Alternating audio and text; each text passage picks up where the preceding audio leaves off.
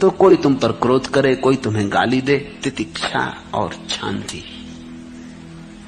तो सहज भाव से स्वीकार कर लेना कि उसके भीतर क्रोध उठा इसलिए उसने गाली दी, बेचारा नाहक उसने कष्ट पाया, स्वीकार कर लेना। इसको तुम अपने भीतर कांटा मत बनने देना। ऐसा धैर्य, ऐसी शांति और ऐसी तितिक्षा बुद्ध निर्वाण को परम कहते हैं। बुद्ध कहते हैं होने योग्य तो एक ही चीज है, निर्वाण।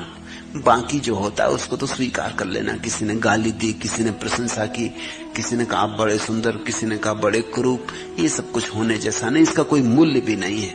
इसको चुपचाप स्वीकार कर लेना कि ठीक, जैसी आपकी मर्जी, भले लगते भले, बुरे लगते बुरे। इस सब पर जरा भी श्रम मत लगाना और इस सब पर जरा भी दृष्टि मत देना, क्योंकि जो होने जैसा है, जो होना चाहिए, वो तो निर्वाण है। उसकी दिशा में अपनी सारी शक्ति को लगा देना। दूसरों का घात करने वाला प्रवचित नहीं होता है, और अक्सर लोग दूसरों का घात करने में अपनी शक्ति लगा रहे हैं। कोई किसी को मार डालना चाहता है, कोई किसी को हराना चाहता है, कोई किसी को पद से गिराना चाहता है, कोई किसी को पीछे कर देना चाहता है। दूसरों में उत्सुक है, अपने में उनकी कोई उत्सुकता ही नहीं। दूसरे का घात करने वाला प्रवज्जित नहीं होता। प्रवज्या का अर्थ है सन्यास। सन्यासी वही है जो कहता है मैं अपने निर्वाण की खोज कर रहा हूं, मेरे निर्वाण का किसी दूसरे से कोई लेना देना नहीं, कोई प्रतिस्पर्धा नहीं। तुम जिस पद पर हो मजे से रहो, तुम्हारे पास जो है तुम मजे से भोगो, तुम जैसे हो ठीक, ये तुम जानो, इसमें मेरा कुछ लेना देना नहीं। सन्यासी का अर्थ है जिसकी दूसरे से प्रतिस्पर्धा नहीं, जो किसी तरह की ईर्ष्या में नहीं है। लेकिन अक्सर हमारी हालतें उल्टी हैं। हम दूसरे को मिटाने में अगर खुद भी मिट जाएं तो कोई फिक्र नहीं। मैंने सुना है एक आदमी ने बड़े दिन भक्ति की, परमात्मा प्रसन्न हुए और उन्होंने कहा मांग ले। क्या मांगता, लेकिन एक बात ख्याल रखना, जो तुझे मिलेगा तेरे पड़ोसियों को दुगना मिलेगा। उस आदमी की छाती बैठ गई। उसने कहा ये भी कोई वरदान हुआ? अरे अभिशाप कहो इसको, तो फिर मैं मांगूंगा कैसे? भगवान ने कहा वो तू जान, लेकिन इतनी तेरी क्षमता होनी ही चाहिए तो ही तू धार्मिक है, अन्यथा धार्मिक ही नहीं। ये मेरा वरदान कि जो तू मांगेगा मिलेगा तुझे दुगना पड़ोसी को। उसने किसी वकील से सलाह ली होगी कि करना क्या, इसमें से निकलना कैसे बाहर। वकील ने कहा इसमें क्या रखा? अरे तो बाएं हाथ का खेल है, तू ऐसा कर, पहले देख तो कि होता भी कि नहीं। तो मांग कि 7 मंजिल मकान बन जाए। मांगा, बन गया उसका 7 मंजिल, लेकिन दोनों तरफ 14-14 मंजिल मकान। पड़ोसियों के खड़े हो गए, पूरा गांव 14 मंजिल का हो गया, एक वही गरीब रह गया 7 मंजिल का। वकील ने कहा ठीक, अब मांग कि हर मेरे घर के सामने एक कुआं खुद जाए, बड़ा कुआं। उसके घर के सामने एक कुआं खुद गया, पड़ोसियों के घर के सामने 2-2 कुएं खुद गए। उसने कहा मांग कि मेरी एक आंख फूट जाए। उसकी एक आंख फूट गई, पड़ोसियों की दोनों आंख फूट गई। वकील बड़ा होशियार रहा होगा, सुप्रीम कोर्ट का वकील रहा होगा। बेचारे पड़ोसी अब गिरने लगे कुएं में, क्योंकि 2-2 कुएं सामने और दोनों आंखें फूट गई, और 14-14 मंजिल के मकान। कोई मंजिल से गिर पड़ा, कोई सीढ़ियों से गिर पड़ा। लिफ्ट उस समय थी नहीं, और लिफ्ट भी होती तो क्या सार था, क्योंकि लिफ्ट चलाने वाले भी अंधे हो जाते। एक अकेला वही बचा, एक आंख वाला, उसकी प्रसन्नता का अंत नहीं। वो सम्राट की तरह घूमने लगा गांव में। एक वही था जो देख सकता था, हालांकि आधी देख सकता था अब, लेकिन उसका दुख नहीं था कि कनवा हो गया, एक आंख का हो गया। मजा ये था कि सबकी गई। ख्याल रखना, ऐसा व्यक्ति सन्यासी नहीं हो सकता। इसलिए बुद्ध कहते हैं दूसरों का घात करने वाला प्रवज्जित नहीं होता है, और दूसरों को सताने वाला श्रमण नहीं होता है। ये 2 बातें छोड़ देना तो तुम सन्यासी होते हो। निंदा न करना, घात न करना, पाति मोक्ष में संवर रखना, भोजन में मात्रा जानना, एकांतवास करना और चित्त योग में लगाना, यही बुद्धों का शासन है। अनुपवादो अनुपघातो पाति मोक्षे चा संवरो मत्तुंजता चा भत्तंसिम पत्तंच सैनाशयम अधिचित्ते चा आयोगो एतम बुद्धान शासनम। निंदा न करना, क्योंकि निंदा का अर्थ है तुम अभी दूसरे में उत्सुक हो, दूसरे को छोटा करने में उत्सुक हो। निंदा का मतलब ही इतना, इसलिए जितना निंदा में रस है। हम कैसी निंदा बढ़ा चढ़ा के करते, क्योंकि हमारे पास एक ही तरकीब है कि अगर हम सिद्ध करने दूसरा बुरा है तो तुलना में हम भले मालूम पड़ेंगे। हम सिद्ध कर दें कि सब चोर हैं तो तुलना में हम साधु मालूम पड़ेंगे। इसलिए हम निंदा में इतना रस लेते हैं। निंदा का एक ही प्रयोजन है, दूसरों की बुराई इतनी फैला बढ़ा के करना कि धीरे धीरे तुम भले मालूम होने लगो। यही दूसरे तुम्हारे साथ कर रहे हैं। तो एक निंदा का व्यवसाय चलता पूरे समाज में। निंदा न करना, क्योंकि संन्यास्त प्रवर्जित भिक्षु जो हो गया, अब उसकी आकांक्षा अपने को उठाने की है, दूसरे को गिराने की नहीं है। घात न करना, किसी को हानि न पहुंचाना, क्योंकि जितनी ऊर्जा दूसरे को घात करने में लगेगी उतनी ऊर्जा तो ध्यान बन जाती, परम संपदा बन जाती, निर्वाण बन जाती। पातिमोक्ष में संवर रखना। पातिमोक्ष का अर्थ होता है बुद्ध ने जो कहा है। बुद्ध अर्थात जागे हुए पुरुषों ने जो कहा है उसको मानना, उसको स्वीकारना, क्योंकि बहुत बातें ऐसी भी उन्होंने कही हैं जो तुम्हें आज समझ में शायद ना भी आए, प्रयोग से समझ में आए, अनुभव से समझ में आए। उन पर प्रयोग करके देखना।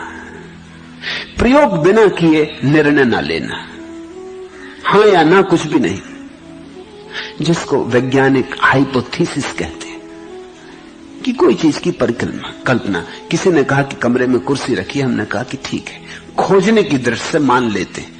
मान नहीं लिया कि कुर्सी है, लेकिन खोजने की दृष्टि से मान लेते हैं, हाइपोथेसिस। अब हम कमरे में जाकर देखेंगे, अगर पाया कि कुर्सी है तो जो परिकल्पना मानी थी वो सत्य हो गई, अगर पाया कि कुर्सी नहीं है तो जो परिकल्पना मानी थी वो असत्य हो गई।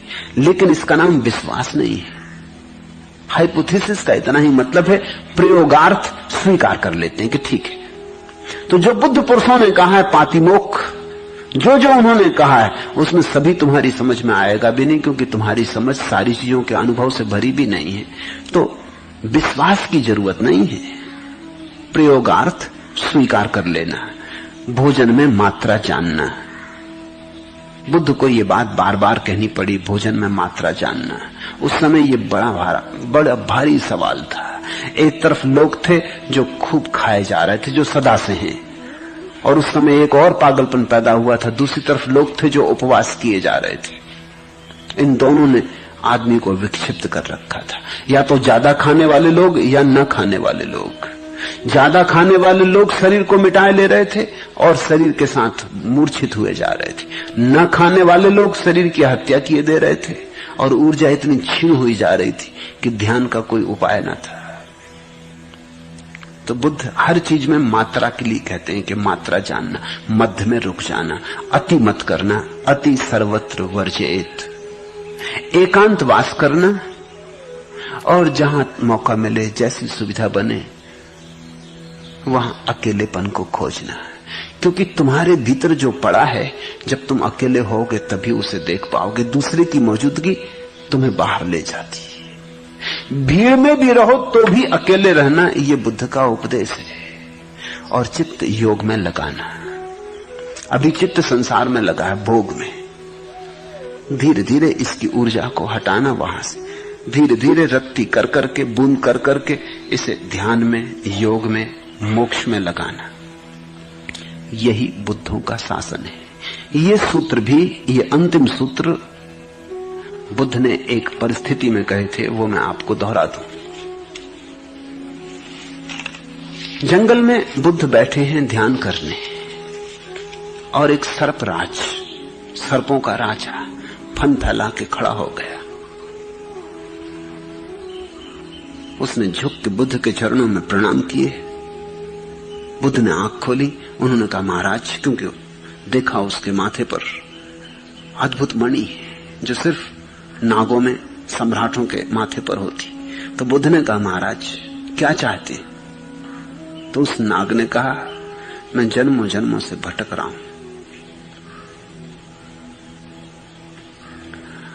जो भी किया सब उल्टा चला गया। कब तक सरकता रहूंगा जमीन पर? कब तक सरकता रहूंगा खाई खंदकों में, अंधेरी गलियों में? कब तक सरकता रहूंगा? कब उठूंगा? कब उड़ सकूंगा? तुम्हें मैंने उड़ते देखा, तुम्हारे प्राणों की ऊर्जा को कहीं जाते देखा, इसलिए पूछता हूं, मुझे कुछ उपदेश है? ये जो सूत्र है, सभी पापों का न करना, पुण्यों का संचय करना और अपने चित्त का शोधन करते रहना, यही बुद्धों का शासन है। तितिक्षा और शांति परम तप है। बुद्ध निर्वाण को परम कहते हैं। दूसरों का घात करने वाला प्रवर्जित नहीं होता और दूसरों को सताने वाला श्रवण नहीं है। निंदा न करना, घात न करना, पातिमोक्ष में संवर रखना, भोजन में मात्रा जानना, एकांतवास करना और चित्त योग में लगाना, यही बुद्धों का शासन। ये उस सर्प राज को कहे गए थे। सोचना इसे थोड़ा, हम भी सब जमीन पर सरकते हुए सर्प हैं। अभी हमने सिर भी उठा के कहां आकाश की तरफ देखा। अभी तो अंधी गलियों कूचों में, पोलों में, कोने कांतरों में हम सरकते फिरते। फिर सर्प का प्रतीक ही क्यों चुना होगा? क्योंकि सर्प जन्म से ही दूसरे को चोट पहुंचाने का जहर लेके आता है, इसलिए उसकी जहर की गांठ जन्म से ही उसके भीतर है। वो दूसरे को मारने में ही, दूसरे का घात करने में ही रस लेता है। यही तो गांठ हम भी लेकर आए हुए हैं। ये प्रतीक प्यारा है और सर्प का प्रतीक सारे धर्मों ने चुना है। उसमें कुछ कारण है। ईसाई कहते हैं कि सर्प ने भटकाया आदमी को, ईव को समझाया कि खा ले ये फल जो भगवान ने वर्जित किया है। ईव को फुसलाया सर्प ने। बुद्ध की इस कथा में सर्प कहता है कि कब तक मैं सरकता रहूंगा जमीन पर।